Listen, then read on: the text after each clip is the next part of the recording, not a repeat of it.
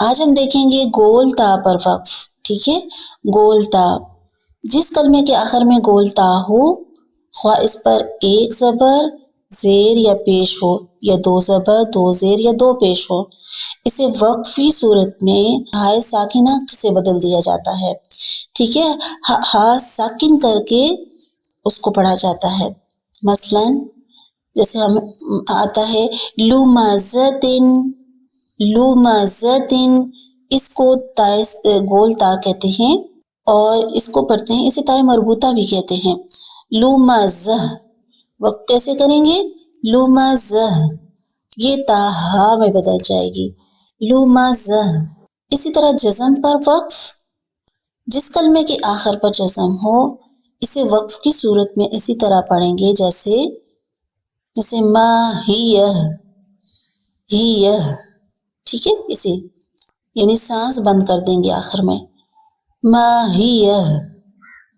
ٹھیک ہو گیا.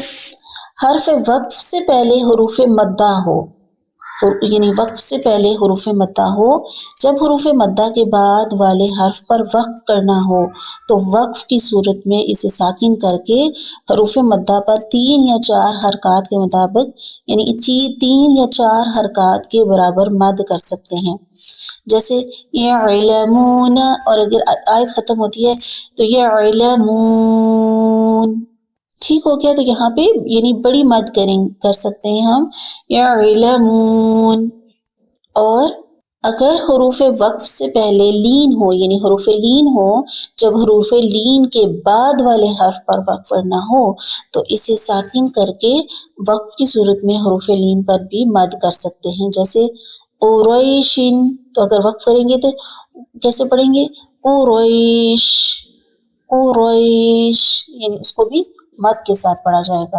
امید کرتی ہوں آپ کو سمجھ آ گئی ہوگی. آج ہم نے پڑھا گول تا پر وقف، جسم پر، اور حروف وقف سے پہلے اگر حروف مدہ ہو یا وقف سے پہلے حروف لین ہو تو اس کو کیسے پڑھیں. اللہ تعالیٰ ہمیں قرآن پاک کو بہترین طریقے سے سمجھنے کی اور اس پر عمل کرنے کی، اس کو اپنی زندگیوں میں شامل کرنے کی توفیق عطا فرمائے، آمین. اللہ سے دعا کرتی ہوں کہ اللہ تعالیٰ قبر میں، حشر میں، دنیا میں کہیں بھی روحانی یا جسمانی کوئی بھی کبھی ضرورت ہمارے پیش آئے تو اپنے جناب سے پورا کریں، اللہ کسی کا محتاج نہ کریں، آمین یا رب العالمین. اسی دعا کے ساتھ ہمارے آج کا لیسن کمپلیٹ ہوتا ہے.